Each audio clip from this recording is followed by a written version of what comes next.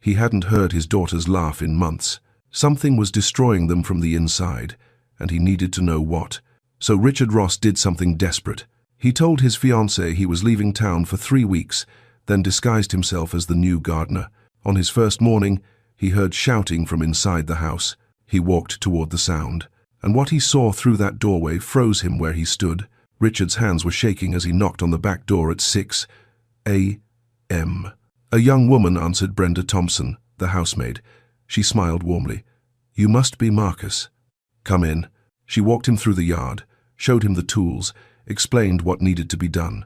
He kept his head down, his voice rough, playing the part of a man who needed the work, but his heart was pounding, because somewhere inside that house were Ella and Grace, his 6-year-old twins, and he hadn't seen them smile in so long, he'd forgotten what it sounded like. Around 8 a.m., his fiancée Andrea appeared on the terrace in her silk robe. She looked him up and down like he was nothing. "So you're the new gardener," she said coldly. "Let's hope you're better than the last one." Richard kept his eyes on the ground. "I'll do my best, ma'am." She walked back inside without another word. He exhaled slowly. She didn't recognize him, not even close. He worked in silence for the next hour, trimming hedges near the side of the house, pulling weeds, staying alert. Then he heard it. A voice, sharp, angry, coming from inside. Richard set down his tools and moved closer. The sound was coming from the living room. He stepped up to the doorway and looked inside. Andrea stood in the middle of the room, towering over Grace. His daughter's small body was pressed against the wall, her hands trembling at her sides, her eyes wide with terror. Andrea grabbed Grace's wrist, not gently, not lovingly, and yanked her forward. "I told you to set the table before breakfast." Andrea's voice was ice and fire. "Are you stupid or just lazy?" Grace's lips trembled. "I forgot, Miss Andrea. I'm sorry. Sorry doesn't fix anything." Andrea pulled her closer. "Your father breaks his back for you, and you can't do one simple thing, right?" Tears slid down Grace's cheeks. Across the room, Ella sat frozen on the couch, staring down at her lap, not moving, barely breathing. "Look at me when I'm talking to you," Andrea hissed. Grace lifted her chin, her whole body shaking. "That's better. Now get upstairs. Both of you. No breakfast. Maybe hunger will teach you to think." The twins fled up the stairs, holding hands, silent as ghosts. Richard stood there in the doorway, frozen, his chest tight, his vision blurred. He'd suspected something was wrong, but seeing it, witnessing his daughters living in fear, being treated like prisoners in their own home, shattered something inside him. He wanted to scream, to tear off the beard, to charge inside and end this right now. But he couldn't. Not yet. He needed more. He needed proof. He needed the world to see what he was seeing. So he stepped back from the doorway, picked up his tools, and kept working. But his hands wouldn't stop shaking, and deep inside, something cold and hard settled into place. This was going to end. Soon. Before we begin, hit that subscribe button, like this video, and tell me in the comments where in the world you're watching from. Because if you've ever felt invisible, if you've ever had to fight for someone who couldn't fight for themselves, this story is for you. Sometimes God puts us exactly where we need to be, even when it breaks us. "Stay with me." Daniel stared at him. "You want to do what?" "I'm going to tell Andrea I have to go to London. 3 weeks. Business meetings that can't be postponed." "And then?" Richard's voice dropped. "Then I'm coming back as someone else." Daniel set his coffee down slowly. "Rich, you're talking about disguising yourself, spying on your own fiancée. This is the only way I'll see the truth." Richard leaned forward. "She's different when I'm not around, Daniel. My daughters told me that, and I need to know what different means." "You could hire a private investigator." "A stranger?" Richard shook his head. "Andrea would spot that in a heartbeat. She's too smart, too careful." Daniel rubbed his face. "So you're going to become, what? The gardener?" "Our gardener quit 2 weeks ago. The position's open. I'll apply through the agency Andrea uses." Richard's eyes hardened. "And I'll watch what happens when she thinks I'm gone." "This could blow up in your face." "I know. You could lose custody." "Lose everything." Richard's voice cracked. "I've already lost something. My daughters don't run to me anymore. They don't climb into my lap asking for stories. They barely speak." He looked out at the city. "If I do nothing and she's really hurting them, I'll never forgive myself." Daniel was quiet for a long time. Then he nodded. "What do you need?" It took 3 days to disappear. Richard found Trevor Walsh, a British actor, struggling to pay rent, and hired him to make video calls pretending to be him. He went to a costume shop in Brooklyn, paid cash, left with a beard, skin makeup, brown contact lenses. He bought worn jeans and faded work shirts from a thrift store in Queens. Every night, he practiced in front of the mirror, lowering his voice, hunching his shoulders, moving like a man whose body had been shaped by years of hard labor. By the third night, standing in his bathroom at 2 a.m., he barely recognized himself.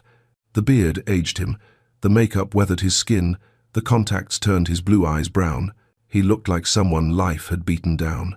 He looked like Marcus Webb, and it terrified him how easily Richard Ross disappeared. Telling Andrea was harder than he expected.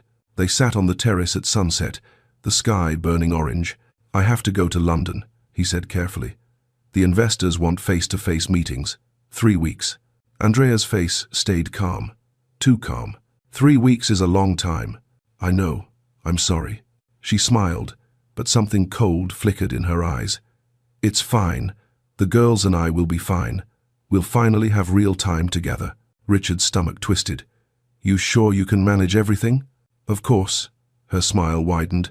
"They're too dependent on you anyway. Some space will be good for them." That night, Richard pretended to sleep. Around midnight, Andrea got up. He heard her voice from the bathroom, low, pleased, thinking he couldn't hear. 3 whole weeks, finally. No, he doesn't suspect a thing. By the time he gets back, those girls will be completely different. Trust me, I know exactly what I'm doing. Richard's fists clenched under the blanket. Every word was a knife. The next morning before dawn, he stood between his daughters' beds. Ella stirred. Grace didn't wake. He knelt down and whispered into the quiet. "I'm not leaving you. I'm staying close. And I'm going to make this right. I promise." Then he walked out the front door for the last time, as Richard Ross. 2 hours later, he returned as Marcus Webb, parked 3 blocks away, put on the beard, the worn clothes, the brown contacts, looked in the mirror. Richard Ross was gone, and the man staring back was ready to see the truth, no matter how much it destroyed him. Richard knocked on the back door at exactly 6 a.m. His heart was pounding so hard he thought it would break through his chest. The door opened. A young woman stood there, late 20s, warm brown eyes, hair pulled back in a neat ponytail. "You must be Marcus," she said, her smile genuine. "I'm Brenda. Come in." Richard kept his head down, his voice rough. "Morning, ma'am. Just Brenda is fine." She stepped aside to let him in. "Let me show you around."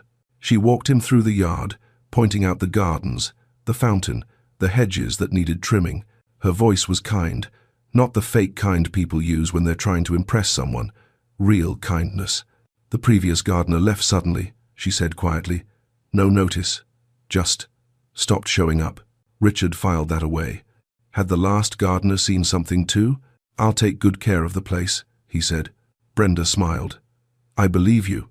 She showed him the tool shed, explained where everything was kept. As they walked back toward the house, she paused. "The children, Ella and Grace, they love the garden. Their mother used to garden with them before she—" Brenda's voice softened. "Before she passed." Richard's throat tightened. "I'll make sure it stays beautiful for them." Brenda looked at him with something like gratitude. "Thank you." Around 8 a.m. Andrea appeared. She stood on the terrace in her silk robe, coffee cup in hand, looking down at him like he was dirt on her shoe. "So you're the new gardener?" Richard kept his eyes down. "Yes, ma'am. Let's hope you're better than the last one. These hedges are a disaster." "I'll fix them, ma'am." She turned and walked back inside without another word. Richard exhaled slowly. She hadn't recognized him, not even a flicker.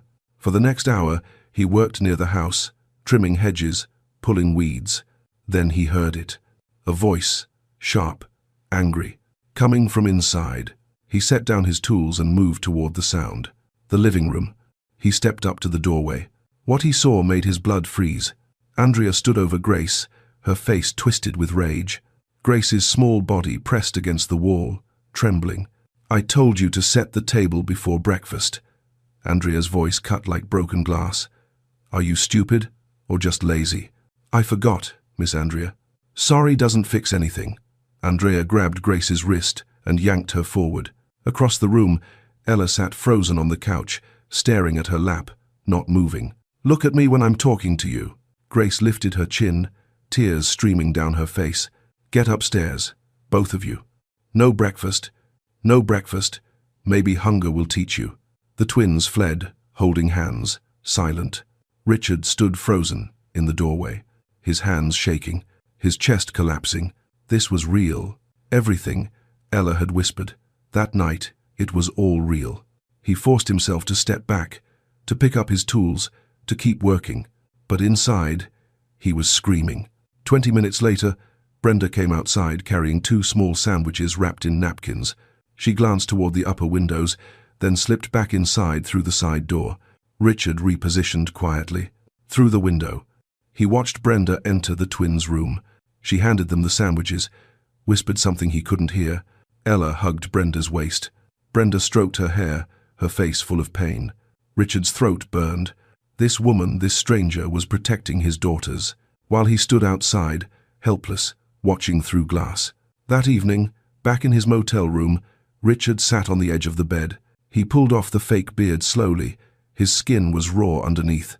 He stared at the recordings on his phone. Andrea's voice, cold and clear.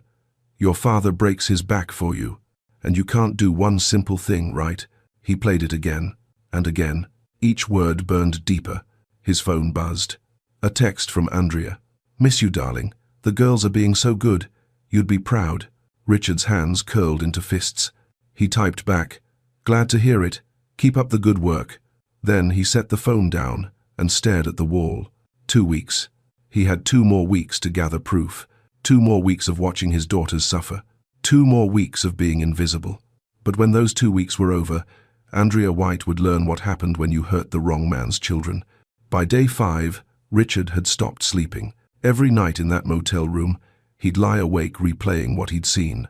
Grace's trembling hands, Ella's hollow eyes, Andrea's cold smile, and Brenda, always Brenda, quietly standing between his daughters and the woman who was supposed to love them.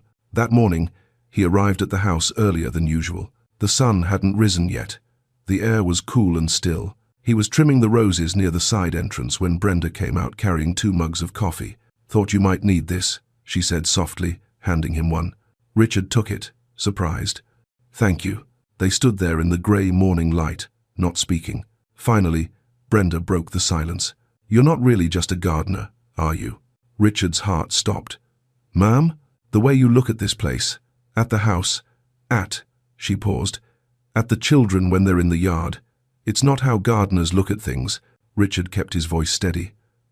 "Just doing my job, ma'am." Brenda studied him. "You have kind eyes, Marcus, sad eyes, like you've lost something precious." He couldn't speak. She looked away. "I'm sorry, that was too personal." "No, you're right."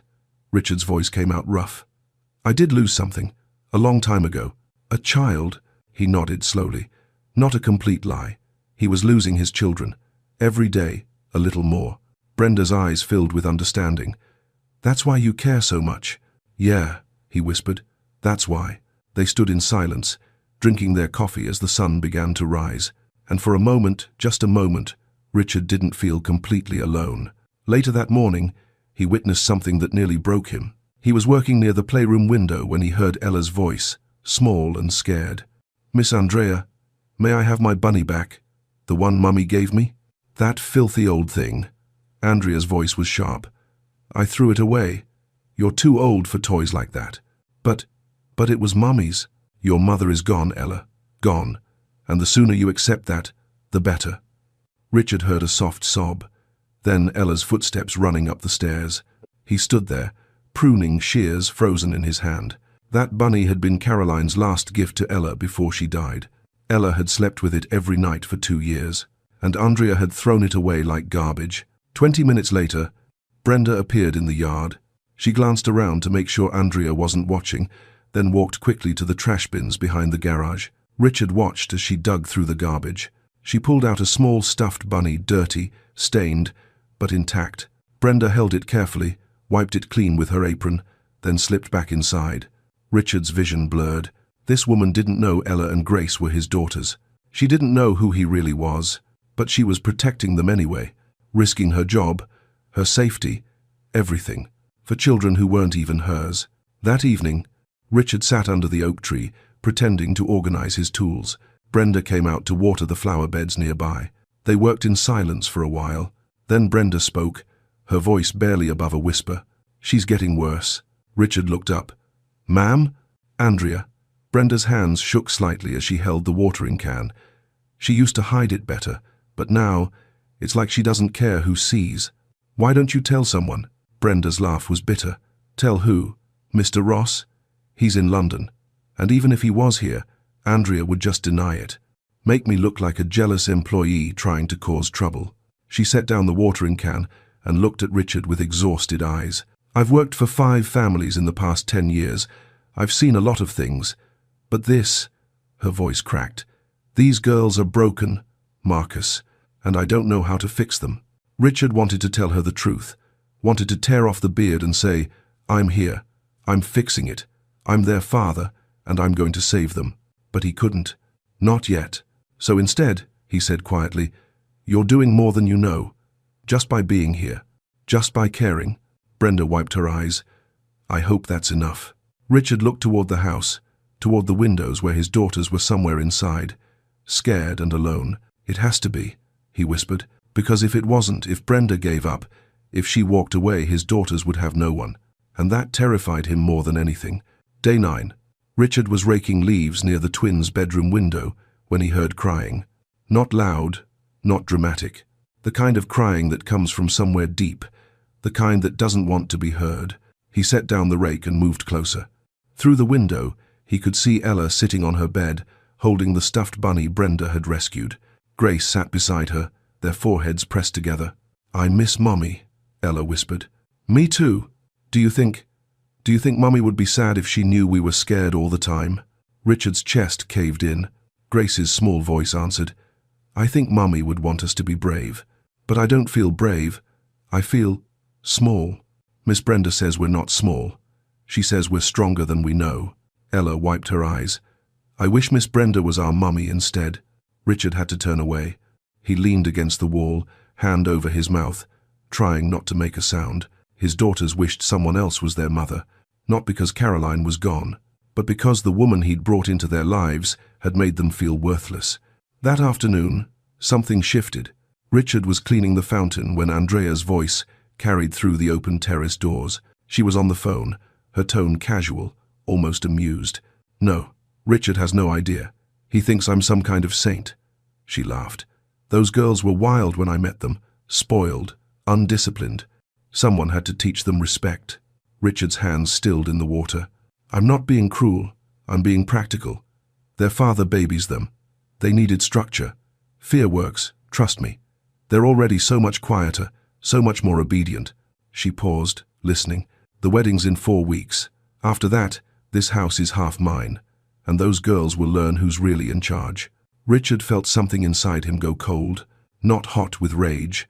Cold, clear, focused. This wasn't just about discipline or control. Andrea was planning to own his life, his home, his daughters, and she'd been planning it all along. That evening, Brenda found him sitting under the oak tree, staring at nothing. She sat down beside him without asking. "You okay?" Richard shook his head. "No, ma'am, I'm not." They sat in silence for a long moment. Then Brenda spoke, her voice barely audible. "I've been thinking about quitting." Richard's head snapped toward her. "What?" "I can't keep watching this. It's killing me." Her eyes filled with tears. "Every night, I go home and I can't sleep. I keep seeing their faces, hearing their voices, wondering if today's the day she really hurts them." "You can't leave them." "I know," Brenda's voice broke. "That's the problem. I know I can't, but staying means watching them suffer and being powerless to stop it."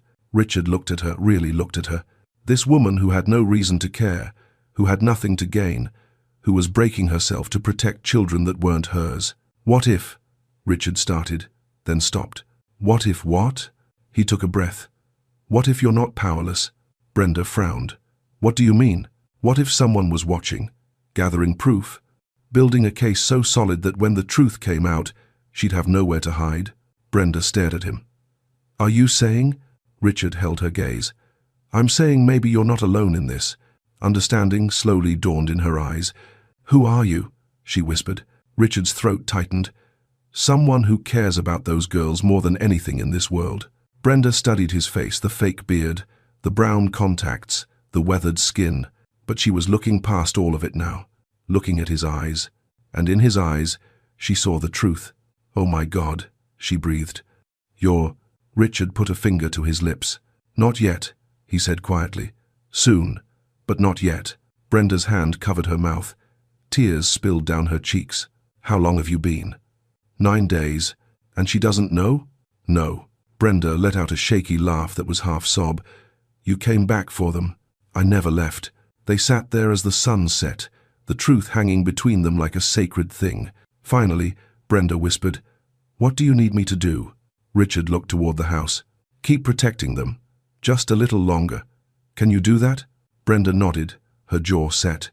As long as it takes. Good. Richard's voice went hard. Because this ends soon, and when it does, I need you standing with them. I will be. I promise. Richard stood, picked up his tools. As he walked away, Brenda called after him softly. Mr. Ross? He turned. Her eyes were fierce now. Determined. Give her hell. Richard's smile was cold. I intend to. Day 12. Richard arrived before dawn, like always. But something felt different. The house was too quiet. He moved toward the side entrance and stopped. Through the window, he could see a light on in the living room. Someone was awake. He crept closer. Andrea stood in the middle of the room, holding something in her hands. A photo album. Caroline's photo album. Richard's heart stopped. He watched as Andrea flipped through the pages, pictures of Caroline pregnant with the twins, Caroline holding newborn Ella and Grace, Caroline in the garden teaching them to plant roses. Every precious memory. Andrea's face was cold, disgusted. Then she walked to the fireplace and threw the album in. Richard's body moved before his mind could stop it. He was at the door, his hand on the handle, ready to burst in, to stop her, to scream. But then he heard footsteps on the stairs. Miss Andrea, Ella's small voice, trembling in the darkness. Andrea spun around. What are you doing awake? I heard something. I got scared. Andrea's eyes narrowed. Go back to bed. But I smelled. Ella's voice broke when she saw the fireplace. Is something burning? Nothing that concerns you. Ella stepped closer, saw the corner of the album in the flames. Her face went white. No, that's Mummy's book. It was taking up space. No! Ella lunged forward, but Andrea grabbed her arm, yanked her back hard. Don't you dare touch that fire. Ella was sobbing now, reaching toward the flames. Please, please, those are the only pictures we have. Please. Andrea's grip tightened. Your mother is dead, Ella. Dead. And you need to stop living in the past. Let me go. Let me go. You want to end up like her? Weak, pathetic, so focused on feelings that she couldn't even watch the road? The words hit like a fist. Ella went completely still. What? She whispered. Your mother died because she was careless, distracted. She got what she deserved. Ella's scream shattered the night. You're a liar. You're evil. I hate you. Andrea's hand flew across Ella's face. The slap echoed through the room. Ella stumbled backward, hand on her cheek, eyes wide with shock. Outside, Richard's vision went red. His hand crushed the door handle. Every muscle in his body screamed to move, to protect, to destroy the woman who just struck his daughter. But then, Brenda appeared at the top of the stairs, still in her nightgown. She flew down, putting herself between Andrea and Ella. Don't you touch her. Andrea's eyes flashed. Excuse me? I said don't touch her. Brenda's voice shook, but she didn't back down. I don't care who you think you are. You don't get to hit a child. She needs to learn respect. She needs to be loved. Brenda's voice cracked. She's 6 years old and she just watched you burn the only memories she has of her mother. Andrea stepped forward, her face twisted with rage. You're fired. Fine. Pack your things. Get out of this house. Now. Fine. Brenda's jaw set. But I'm taking Ella and Grace with me. Like hell you are. Then call the police. Let them see that handprint on her face. Let them hear what you just said about their mother. The room went silent. Andrea's eyes narrowed to slits. You have no proof. I have a voice, and I'll use it. They stood there, locked in a battle of wills. Finally, Andrea smiled, cold, calculated. You really think Richard will believe you over me? His fiancée? The woman he's planning to marry? She laughed. You're nothing, Brenda. A maid. Replaceable. Forgettable. Brenda's voice dropped to a whisper. We'll see about that. Andrea's smile faded. She looked at Ella, who was pressed against Brenda's side, trembling. Fine, you can stay. For now. Andrea's voice went deadly quiet. But if you ever speak to me like that again, I'll make sure you never work in this city again. Understood? Brenda didn't answer. Andrea turned and walked upstairs, heels clicking against the hardwood. The moment she disappeared, Brenda dropped to her knees and pulled Ella into her arms. It's okay, baby. It's okay. She burned Mummy's pictures, Ella sobbed. All of them are gone. I know. I know. I hate her. I hate her so much. Shh. It's going to be okay. I promise. Outside, Richard stood frozen, hands shaking, chest heaving, rage burning through every vein. He'd just watched his daughter get slapped, watched his late wife's memory destroyed, watched a woman he'd planned to marry reveal herself as a monster, and he'd done nothing. He'd stood there, hidden, helpless, because the moment he revealed himself, the plan fell apart. The evidence disappeared. Andrea would lawyer her way out of everything, so he stood there in the darkness and let his daughter cry, and hated himself for it. Back in his motel room an hour later, Richard sat on the floor, back against the wall. The recording device sat beside him. He'd captured everything, every word, every sound, every cruel, vicious second, but it didn't feel like enough. His phone buzzed. A text from Andrea. Good morning, darling. Just wanted to say I love you. The girls are doing wonderfully. Miss you so much. Richard stared at the message. Then he typed back slowly. Love you too. Can't wait to come home. He hit send. Then he stood up, walked to the mirror, and made a promise to the man staring back. 5 more days. 5 more days of evidence. And then Andrea White would learn what happened when you touched the wrong man's children. The next morning, Richard arrived at the house with his heart in his throat. He hadn't slept. Every time he closed his eyes, he saw Ella's face. The shock, the pain, the betrayal. He knocked on the back door. Brenda answered. Her eyes were red, swollen from crying. Morning, she said quietly. Morning. They didn't say anything else. They didn't need to. Richard worked near the house all morning, waiting. Around 9 a.m., the twins came outside. They moved slowly, like they were walking through water. Grace held Ella's hand. Ella had a red mark on her cheek, still visible.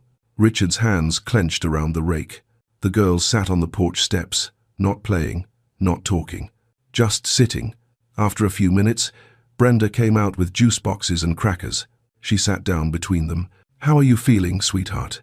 She asked Ella softly. Ella didn't answer. Brenda wrapped an arm around her. It's okay if you don't want to talk. Miss Brenda? Grace's small voice. Yes, baby? Is Daddy ever coming home? Richard's throat closed. Brenda's voice shook. Yes. Soon. Will he be mad at us? Mad at you? Why would he be mad? Because we made Miss Andrea angry. Because we're bad. Brenda pulled both girls close. Listen to me. You are not bad. You are good and kind and brave. What happened last night was not your fault. Do you understand me? Ella finally spoke, her voice hollow. She burned Mummy's pictures. I know. All of them. Every single one. I know, baby. Now we can't remember what she looked like. Brenda's tears fell. You'll always remember. She's in your heart. No one can burn that away. Ella leaned against Brenda's shoulder. I wish you were our mom. Richard had to walk away before they saw him break. That afternoon, Richard found Brenda alone in the garden, pulling weeds with shaking hands. He knelt beside her. You didn't sleep either, he said quietly. No. They worked in silence for a moment. Then Brenda spoke, her voice raw. I almost left last night. After Andrea went upstairs, I almost packed my things and walked out. Why didn't you? Because Ella grabbed my hand, and she whispered, Please don't leave us. You're the only one who's nice. Brenda's voice broke. How do you walk away from that? You don't. But I'm so tired. Her shoulders shook. I'm so tired of watching them hurt and not being able to fix it. Richard set down his tools. You are fixing it, more than you know. How? By giving them juice and crackers? By hugging them after someone else breaks them? By being there? By not giving up? By showing them that someone in this world thinks they matter? Brenda wiped her eyes. It doesn't feel like enough. It's everything. She looked at him. Really looked at him. When? She whispered. When does this end? Soon. Richard's voice went hard. Very soon. How soon? Saturday. There's an engagement party. Andrea's invited everyone who matters to her. She wants to show off her perfect life, her perfect family. Brenda's eyes widened. You're going to expose her in front of everyone. Richard's jaw set. She wants a performance? I'll give her one. She'll never forget. What do you need me to do? Be there. With the girls. When everything falls apart, they're going to need you. Brenda nodded slowly. I'll be there. That evening, as the sun set, Richard watched through the window as Brenda tucked the twins into bed. She sang to them softly. The same lullaby Caroline used to sing. Ella and Grace held hands across the space between their beds. Their eyes were closed, but Richard could see their lips moving. Praying, maybe, or just trying to survive another night. Brenda kissed their foreheads, turned off the light, and closed the door gently. Richard stood there in the growing darkness, watching his daughters sleep. I'm sorry, he whispered. I'm so sorry I let this happen. But it ends Saturday. I swear to God, it ends. Somewhere in the house, Andrea was probably on the phone, planning her perfect party, her perfect life. She had no idea what was coming.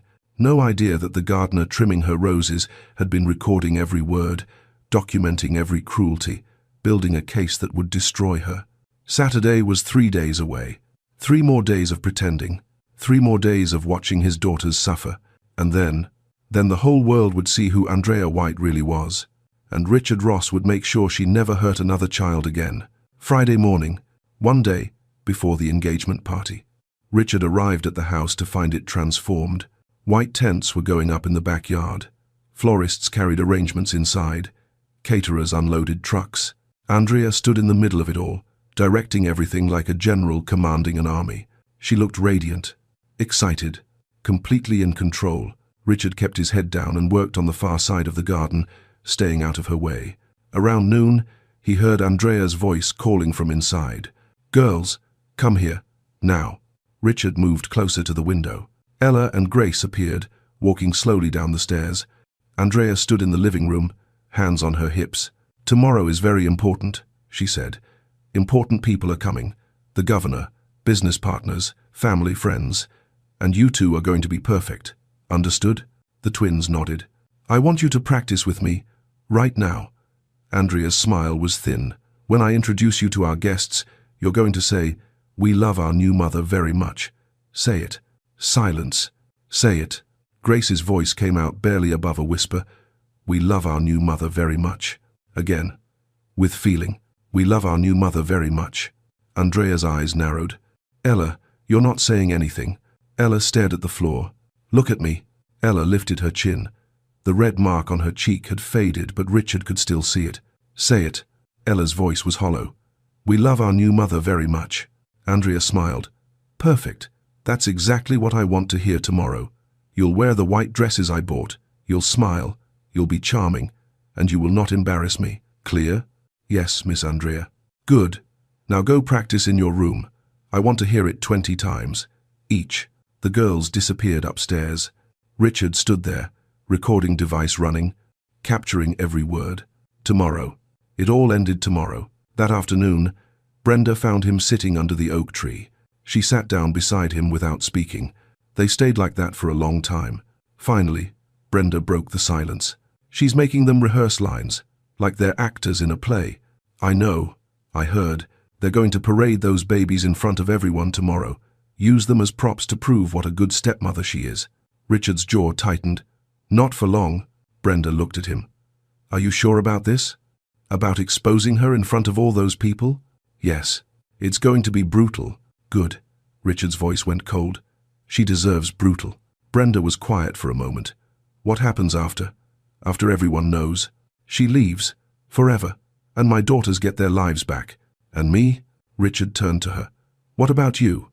Do I leave too? After all this is over? Richard's throat tightened. Is that what you want? Brenda's eyes filled with tears. I don't know what I want. I just know I can't imagine walking away from them. Not after everything. Then don't. What? Don't walk away. Richard's voice softened. Brenda, you've protected my daughters when I couldn't.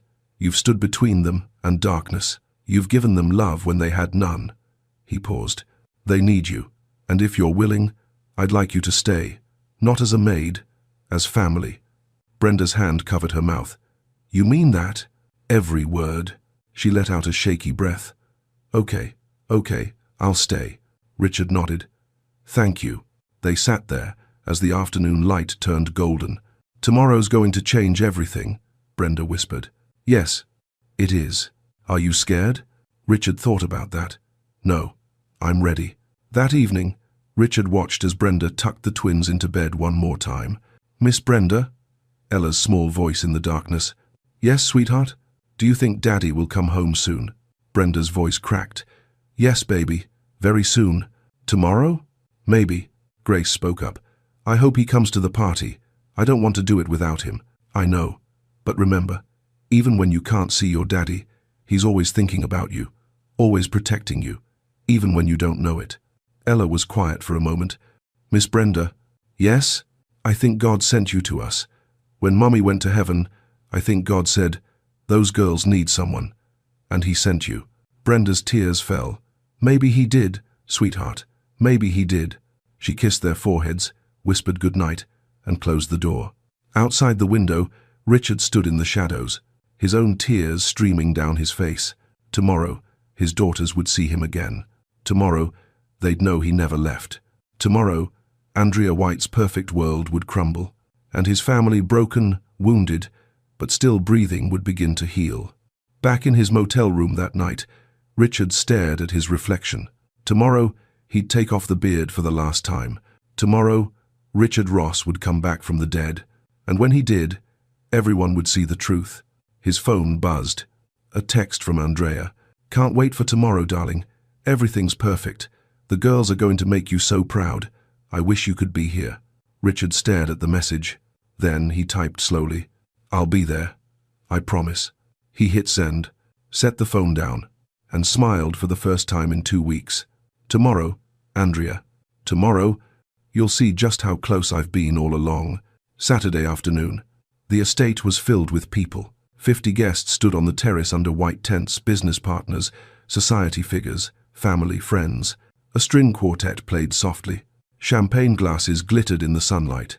Andrea stood at the center of it all in a royal blue dress, radiant and smiling. Ella and Grace stood beside her in matching white dresses, looking like porcelain dolls. Beautiful, fragile, breakable. Richard worked in the background, trimming hedges, keeping his head down. His heart pounded so hard he thought everyone could hear it. Daniel Chen stood among the guests, positioned near the terrace doors, watching, ready. Andrea tapped her champagne glass with a spoon. The crowd fell silent. Thank you all for being here to celebrate this beautiful moment, she began, her voice warm and gracious. Richard and I are so grateful for your love and support. She placed her hands on the twins' shoulders, and I'm especially thankful for these two precious angels who've welcomed me into their lives with open hearts. Richard's jaw clenched. Open hearts. She had no idea what those words meant. Girls, Andrea said sweetly, would you like to say something to our friends? Ella and Grace stood frozen. Go ahead, Andrea prompted, her smile tight. Grace's voice came out small and rehearsed. We love our new mother very much. The crowd murmured appreciatively. Andrea beamed. Then she gestured toward the house. Let's go inside for a moment, girls. I want to show everyone the family photos. They moved toward the French doors. Grace walked carefully, trying not to trip on her dress. But as they passed the refreshment table, her foot caught on the tablecloth. She stumbled, her hand shot out to catch herself, and knocked over a pitcher of cranberry juice. Red liquid splashed everywhere. Across the white tablecloth, across the stone terrace, across Andrea's royal blue dress. The crowd gasped. Time seemed to stop. Andrea looked down at the stain spreading across her dress. Her face transformed. The sweet mask cracked. Pure rage emerged. You clumsy little, she hissed. Grace's eyes went wide with terror. I'm sorry, Miss Andrea. I didn't mean... Didn't mean. Andrea's voice was venomous. You never mean anything, do you? You're just careless and stupid. She grabbed Grace's arm, yanked her close. The crowd stood frozen, shocked into silence. Andrea turned toward the house, dragging Grace with her. Through the open door, she grabbed a wooden spoon from the kitchen counter, raised it high above Grace's head. Grace closed her eyes, waiting for the blow. No! Brenda appeared from nowhere. She threw herself between Andrea and Grace, arms spread wide. The wooden spoon cracked against Brenda's forearm with a sickening sound. The crowd erupted in gasps. Andrea stumbled backward, the spoon still in her hand. How dare you? You're fired. Get out of my house. Brenda's voice was steady despite the pain. I don't care what you do to me. You won't touch her. This is my house, my family. I'll do whatever. That's enough. The voice cut through the chaos like a blade. Everyone turned. Marcus the gardener walked forward through the crowd. His work gloves hit the ground. He reached up, peeled away the fake beard, pulled out the brown contact lenses, stood up straight, dropping the hunched posture. Shocked, whispers rippled through the crowd. Richard? That's Richard Ross. Oh my God. Andrea's face went white. No. You're in London. This isn't.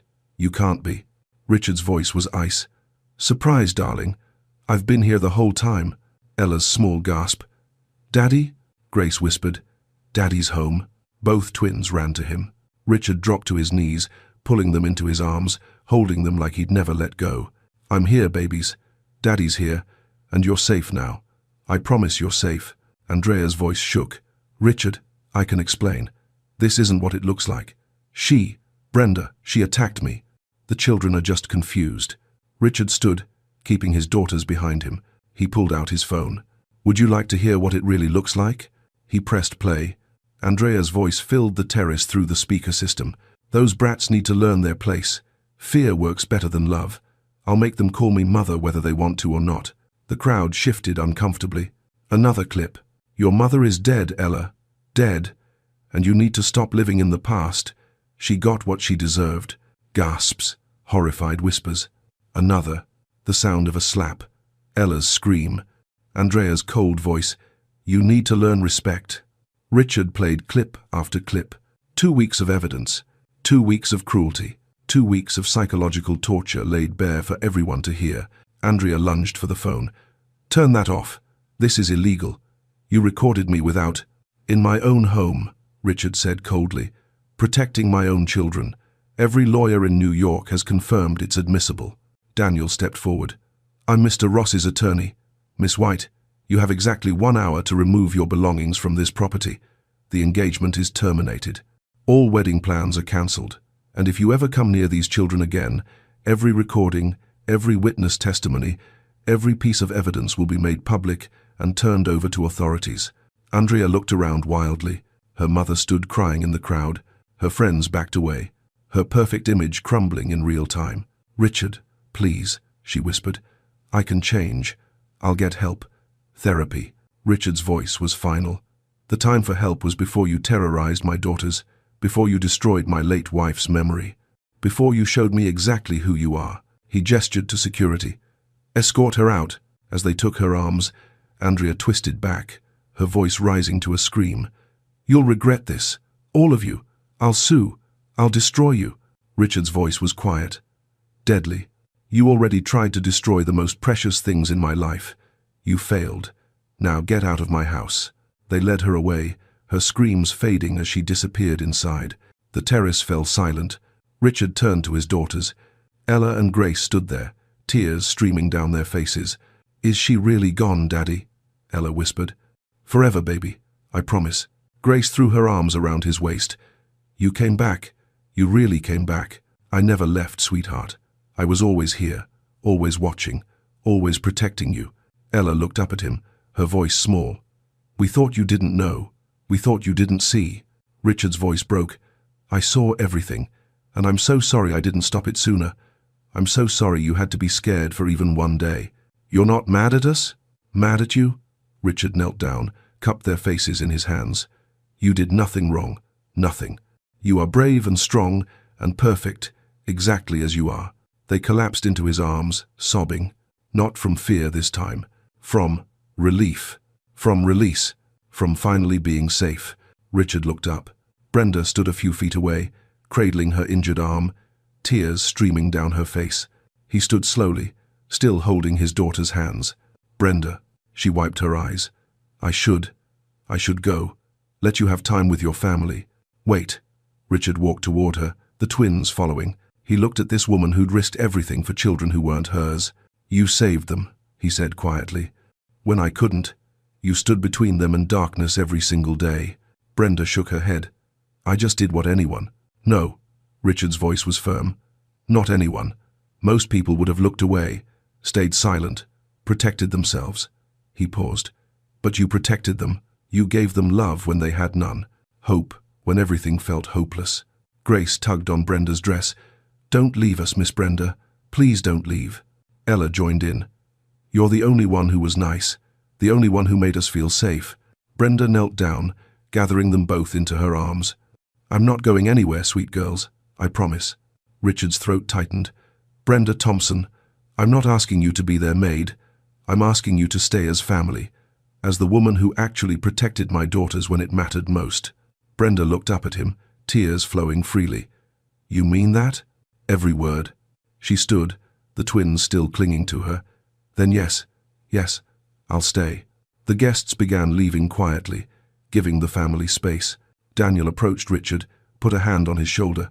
You did it, brother. We did it. What now? Richard looked at his daughters.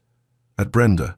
At the home that had been a prison but could be a sanctuary again. Now, we heal. That evening, as the sun set, the four of them sat in the garden. The same garden where Caroline had taught the twins to plant roses. Where Richard had hidden for 2 weeks, watching his world fall apart. Where Brenda had stood guard, refusing to let evil win. Ella and Grace sat between Richard and Brenda, holding both their hands. Daddy. Grace's small voice. Yes, baby? Are we going to be okay now? Richard squeezed her hand. Yes, sweetheart. We're going to be more than okay. Ella looked up at the sky, where the first stars were appearing. Do you think Mummy knows? About Miss Brenda? About what happened? Richard's voice was soft. I think your mummy sent Miss Brenda to us. I think she knew you needed someone to watch over you. Brenda's tears fell. I like to think that's true. They sat there as darkness fell, the four of them together, broken pieces beginning to fit back into something whole. It wouldn't be easy. The twins would need time to heal. Therapy, love, patience. But they had time now. They had safety. They had each other. And sometimes, that's where healing begins. Not with grand gestures or perfect words, but with the simple truth that you're not alone anymore. That someone stayed. That love, real love, doesn't give up.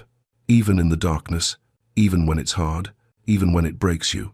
Real love shows up, and it doesn't leave. If this story touched something in you, if you've ever felt invisible, if you've ever had to fight for someone who couldn't fight for themselves, if you've ever wondered if love really does win in the end, then you know this story was for you. Hit that like button. Share this with someone who needs to hear it. Subscribe if you believe kindness comes from the heart. And remember, sometimes God puts people exactly where they need to be, even when it breaks them. Especially then, because that's when miracles happen. That's when healing begins. That's when love wins.